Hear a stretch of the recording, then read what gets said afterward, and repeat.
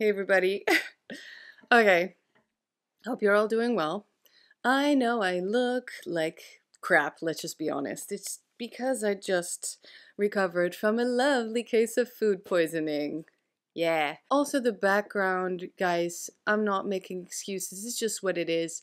Doggy's here. She just went out. It's pretty warm outside. She's like and yeah, I couldn't bear to move her, so we got the blanket on the couch, etc. I am daring my first cup of coffee with milk. That's how I drink it these days after the sickness. And I am going to paint my nails, talk to you. Maybe it's going to be the color that I used in the other nail painting tarot chat. I don't know, but I'm feeling green, so let's embrace it. And I want to talk to you about this dream that I had.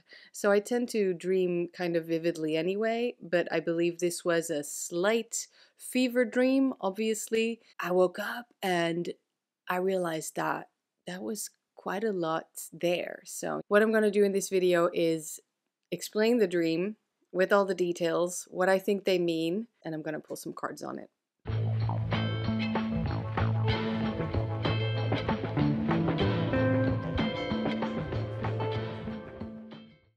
I am planning on using Crow's Magic Tarot, and you never know, maybe my own Oracle deck, Magical Guidance cards, or as it's known by some of you, the Astral Lady Oracle. That's so cute. Okay, so. Hey guys, Editing Anna here. Little disclaimer before I get into all of this. I'm going to talk about some things that happened because I'm frankly recalling while editing.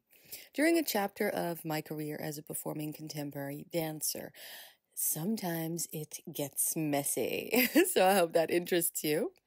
So in this video, I am leaning towards describing my time with one particular choreographer. So when I say them, I'm referring to one person, although unfortunately many of them have a case of crazy.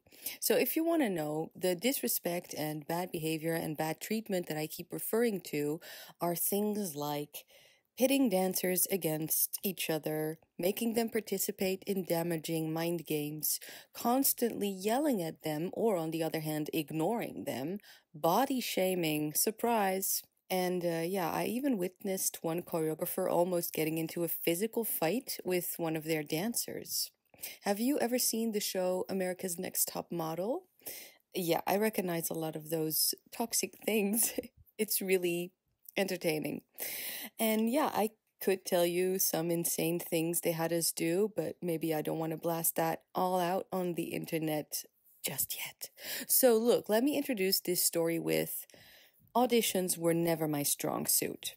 Now, I did book jobs, but I had my mind set on this one project and I was very kindly given a chance to prove myself, and I am grateful for it. I took the chance.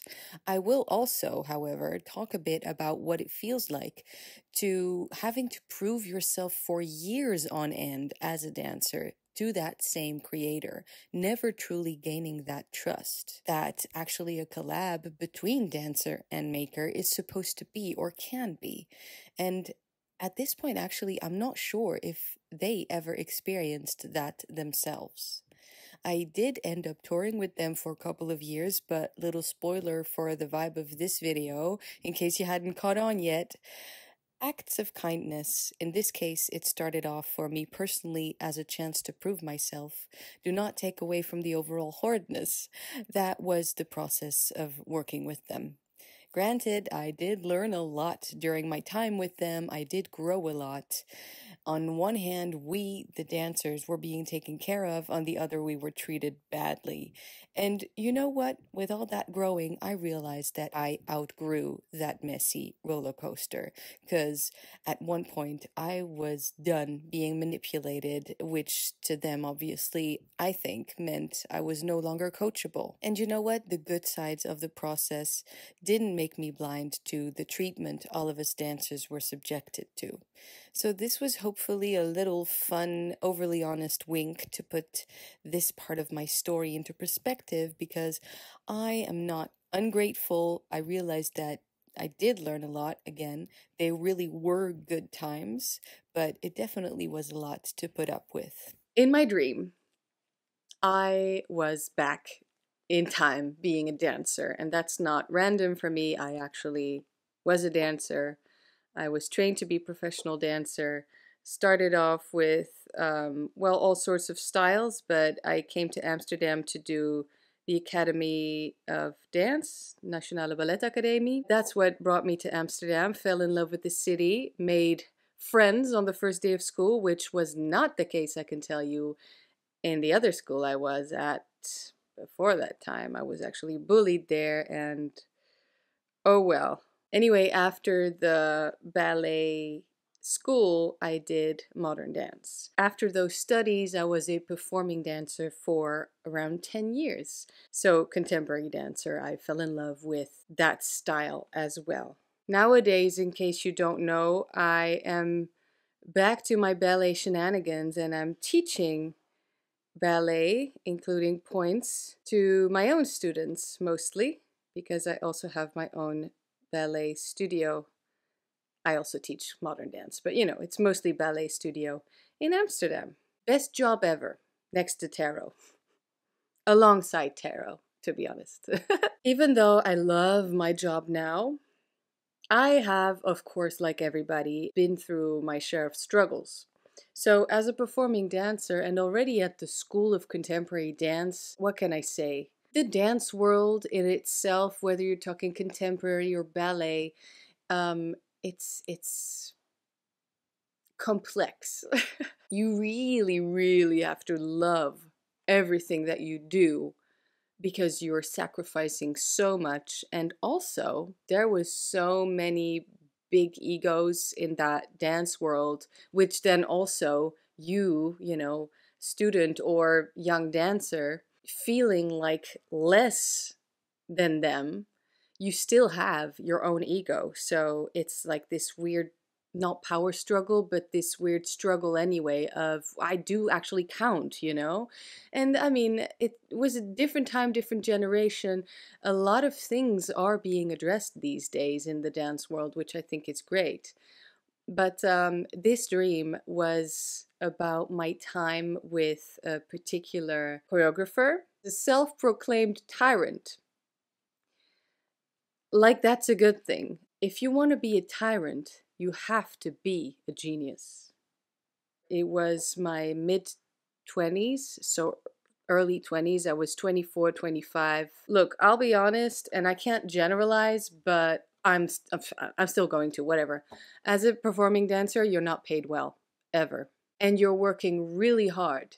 And this is the thing that, well, what I'm talking about with these struggles is you really, really have to love what you do, because sometimes, especially as a freelance dancer, which means that you always are in different projects, and projects, they can take 3 months or 3 years. When you're stuck in this project of 3 or more years and you are paid terribly, not even connecting that well to your peers, even though for me in that case, I did, and we were friends. On the other hand, I always struggled with being so close and best friends for instance, 3 months. And then after, when the project ends, it's like you never see each other again. So how fake can that feel, even though looking back on it, it wasn't, but it feels shitty. That's what I'm trying to say, and I hope you understand. Just so many things take their toll. Yeah, trying times. Trying to do what you love. As a young 24-year-old, I put up with a lot of stuff that I would not put up with anymore. And this is basically my reflection. In my dream, I was in this dance sort of school building. So, yes, still that very young, sheltered from real life feeling. Yet you're already always trying to, open doors and work with the people that you want to work with, etc., and do your best. I think it was a sort of an audition, you know? Most auditions, they are free. You come in for a full day, and at the end of the day, they tell you that they'll either contact you or that you got the job or you didn't. There are also some auditions, more and more, I believe, where they expect the auditioners, the dancers, to pay for the audition. I've actually went through a 3-week long audition in order to get a job, even though I already had worked with that particular choreographer. This doesn't make sense. How can you expect people, even if they're young, right? As I said, 24, to actually work for free for almost a month and work your ass off, It's not easy work. You have to be passionate about it. Again, the 3-week long audition, you would get paid for it for the time that you were there if you didn't get the job, the actual job. If you did get the job, then you would not get paid for those 3 weeks. Whoever came up with that, I think I know. In my dream, that was the setting. And I was there. Also, I remember feeling I already know this person, the choreographer. I already know my colleagues. They actually are my friends. And I'm here to prove again that I can do this, even though I already did it. Okay, it's a new piece, etc. But it's not like the choreographer doesn't know their dancers, right? Anyway, it was this audition setting. I was in this building with different big dance studios, and between the dance studios were these escalators. Yes, these escalators. So stairs that mechanically go up and down. And in dreamland, we take notice of stairs, right? Because stairs, especially in the spiral form that was going on here, is like, this deepening shadow realm that you then fall into, and you are faced with some truths. Now, here, escalators. So, in my mind, that symbolizes when you get on it, whether you go up or down or whatever, it's a straight line, right? But it's mechanical, it's automatic, it's pre-planned, it's a system. You just get into a system, a path that's already set. Oh my God, this is so, escalators, I guess we're all thankful for them in the modern world. But in dream world, it was so clear that that is what that meant to me, at least. I woke up so grateful for where I am now in life. I am going through my own set of struggles here and there, obviously, It's not an easy year, I can tell you personally, privately, but at work, I'm faced with a whole new set of challenges with this life path, but I am making the staircase. I have some examples here and there, but I fell in love with teaching because, well, first of all, I love the work, but I was welcomed with open arms by the people there, at my first teaching job, my students. I love the one-on-one contact. I love my students. I love seeing them enjoying themselves, etc. It's this whole huge, big, life-altering view, basically, that, oh, wow, the work that I'm passionate about can actually be fun. How crazy is that? That it wasn't fun for so many years. The only thing that I actually did like was perform. Perform I did, okay? It was great, but I was stuck in quite a few messy projects. So, the escalator in the dream, it started looking like a factory or like a garage with a garage door. And not what I want to do, right? It's clear that it symbolizes conforming, right? And you always have to compromise a little bit here and there. That's just life. You can't be a rock, you have to be a little bit more flowy. It was so clear that it meant conforming to that system that has been set in motion, and it just keeps going and revolving also. So once you get to the top, then great, you automatically can come down as well. And it's just too stoic and not human enough to get on, because of course you want to go a level up every time, but it didn't feel like my path. Why make things easy when they can be hard? And the wonderful thing about this dream is that I think I realized it, again, fever dream, so half awake, half asleep near the end of it. But yeah, kind of a lucid dream, maybe. I was face to face with this choreographer who, by the way, looked nothing like their earthly version, but I was treated the same way. It was ridiculous. It was. Also, I became really ridiculous in my behavior during my time with that choreographer. Yeah, not something I'm super proud of. It's okay. I actually do have a really good work ethic, but that environment did not stimulate anything of the natural discipline, etc., that I have in me. I was rebelling against just this environment, really.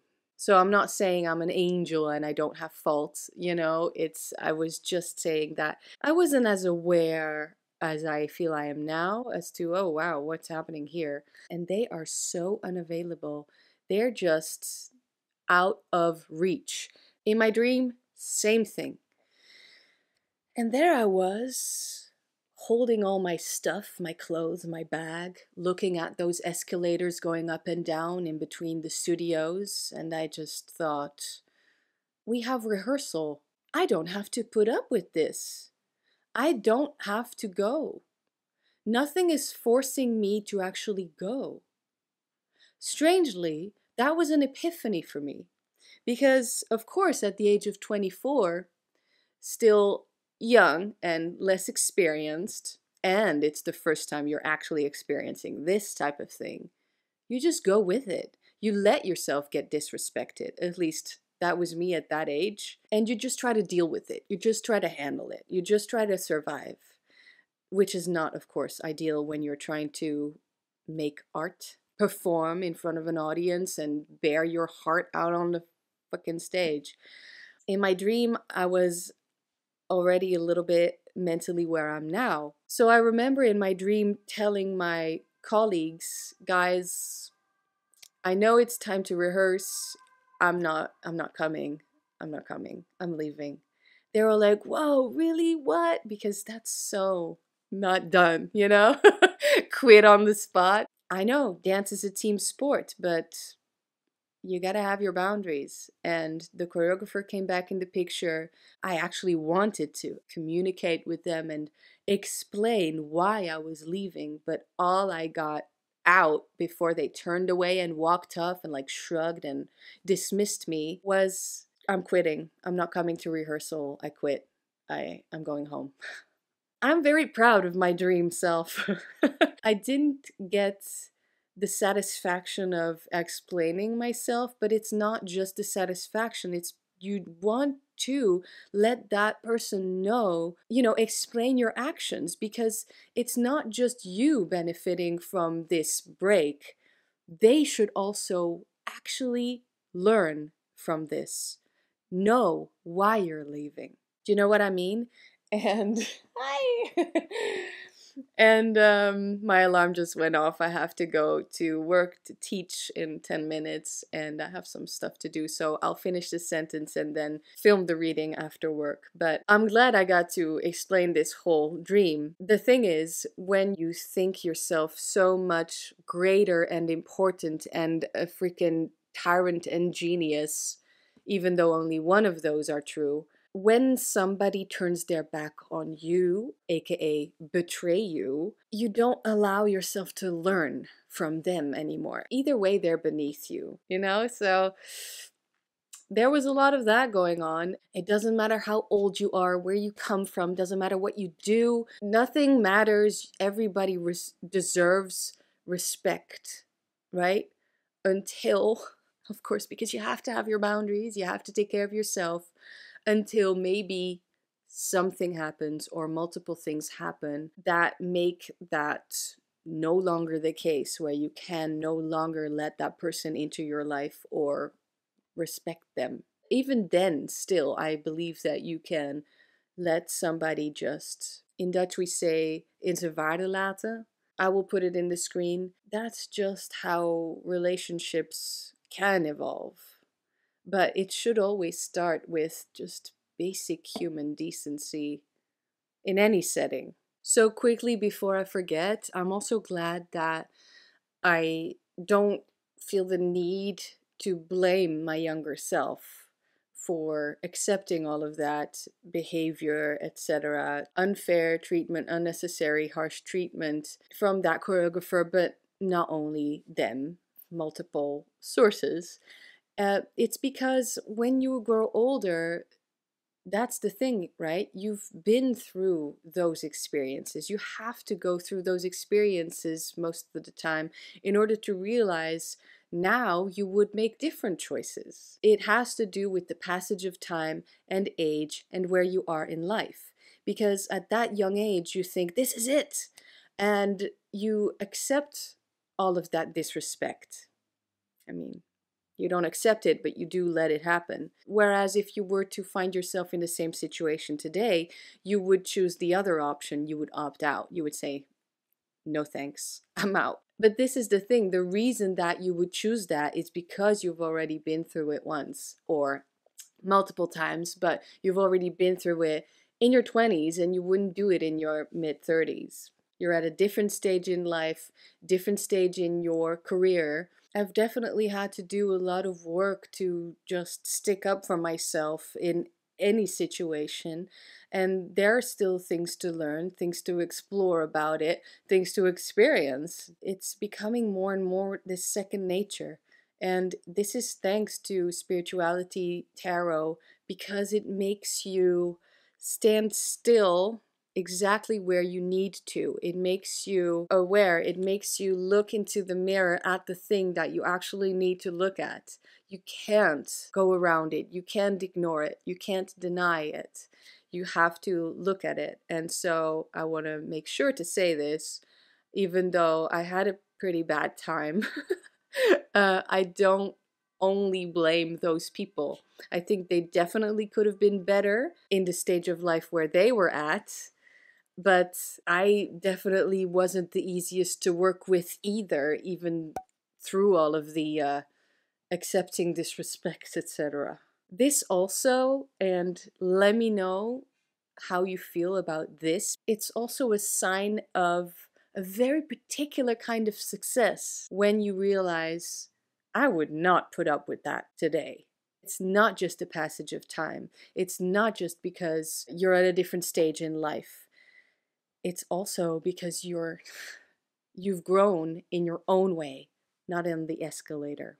And it doesn't revolve. It's not always the same steps that you get to see again, and they don't actually move. It's all in the same system. It's all this pattern. It's the cycle that you obviously broke because you got out. Okay, see you later. Stick around. I'm gonna do the reading after work. I just have to go now. Teach girls to have fun while dancing. That's what I'm all about today. Okay, I'm back. It's the end of a long day of work. And I'm gonna do the reading now. I'm gonna try to keep it short because I think this video is already quite long. Anyway, I wanted to add before I do the reading what I meant, or what I was trying to say. You realize you don't have to put up with bad behavior anymore. And of course you never had to, but you did. But you've lived it and you've learned from it. So let's shuffle Crow's Magic Tarot.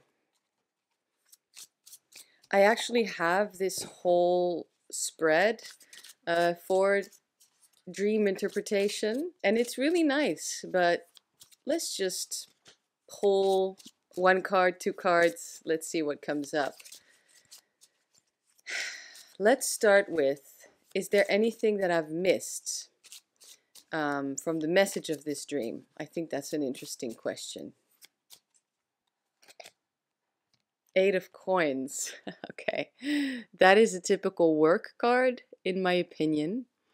It's the eight is the lemniscate. It's that energy that is perfect in itself, the perfect number.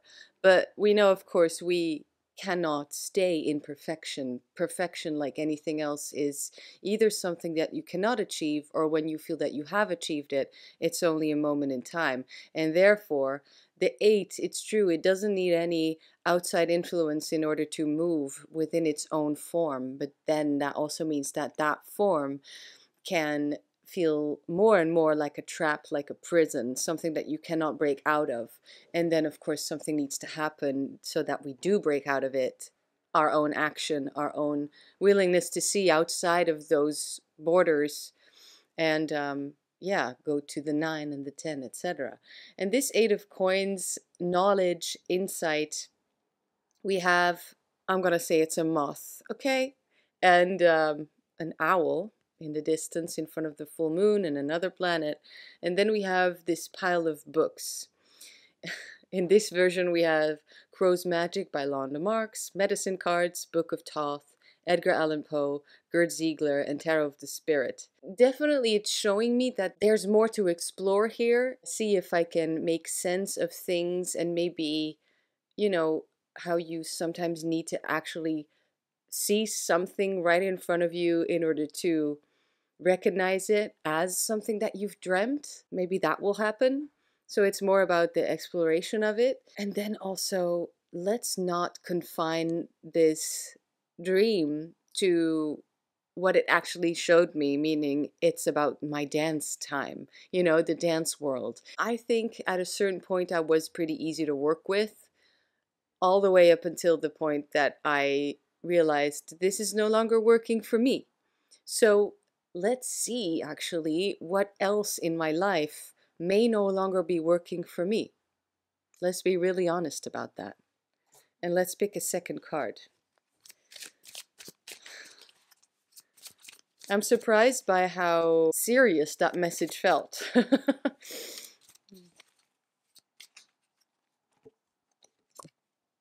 Four of Wands. You guys, you should know how many times, like, it's crazy how many times I pull this card. I also love this card. It's symmetry, etc. So this to me looks like a lone wolf, but he or she is howling in the face of the full moon to find their pack again. So the words are stamina, potency, which is something I would consider to be more about the Eight of Wands, for instance, but this deck is a weirdo, and I accept the weird quality of it. You know, top two decks, this one. So, Four of Wands, usually we're talking about celebration, but also it's about completion, Lord of Completion. So actually there in the Thoth, this deck has Rider-Waite-Smith and Thoth references, clearly. This is more of a Thoth keyword. Stamina, potency. Stamina, to me, it's obviously, we're talking about stamina a lot as a dancer, sports athlete. And then in the Eight of Wands in the Thoth, with that wheel, it's showing either steering wheel or actually a wheel that it needs to keep turning, just like the Wheel of Fortune. So that does relate to stamina, right? Here, I think, look at what does work. Look at what is that, not perfection, because I don't believe in that.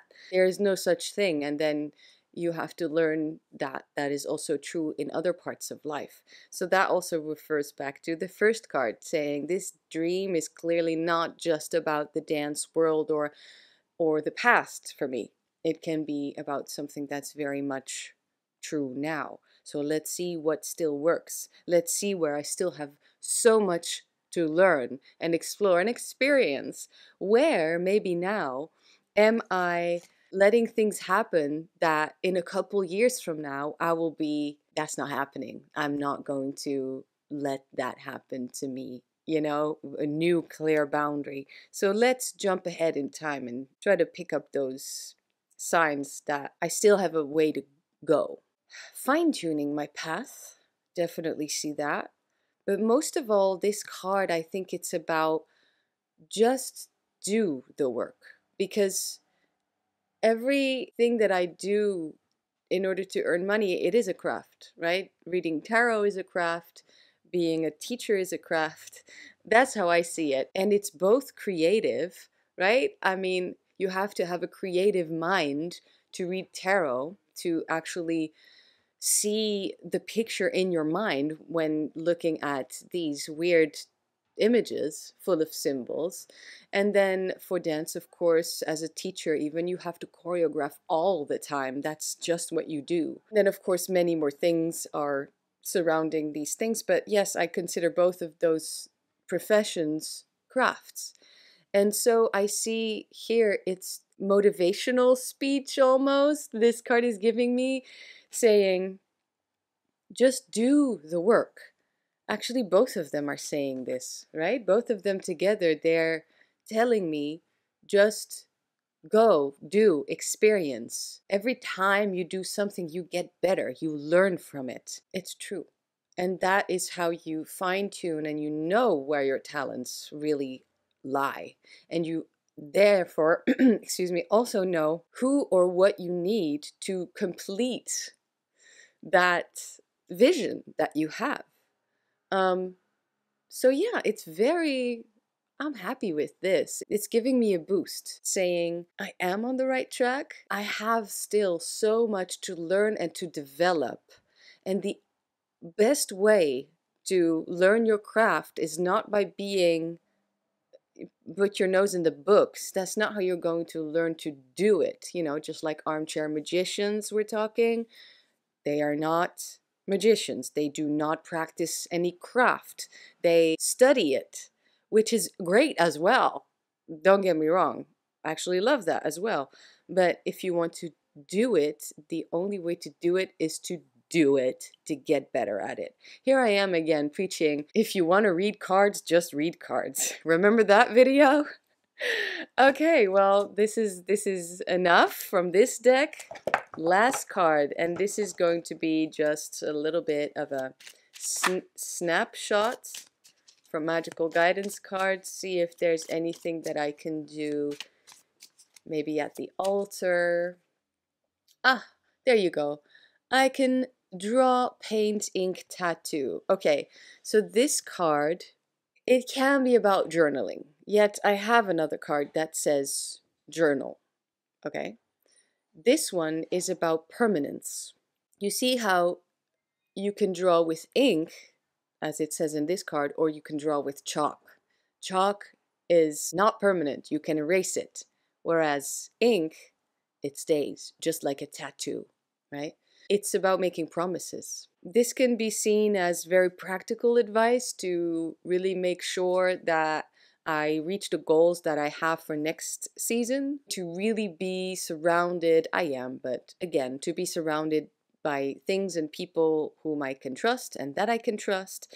And then also it's maybe something that I can do in sacred space as well, to really visualize that and kind of solidify it for myself, so that it's no longer a maybe or a question mark at the end of the sentence or written in chalk, but it's written in ink.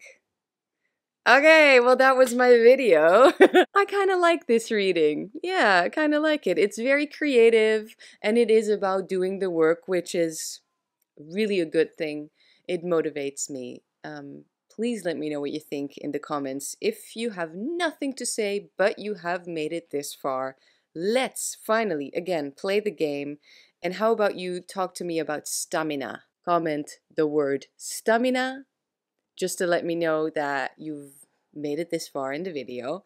And if you do have something to say, you can also join the game by incorporating stamina into your comment. So that would mean a lot to me because, you know, every view, every like, every comment, every share is greatly appreciated. It really does help the channel. And this is just one of the things that I love doing. Also, if you love this stuff, because this was very, I have to say it's pretty much a Patreon-y video, check out my Patreon, especially headliner and after party tier. Those are the videos I really just sit down and talk to you guys. So have a wonderful weekend, I guess, and yeah, I'll see you next time. Bye.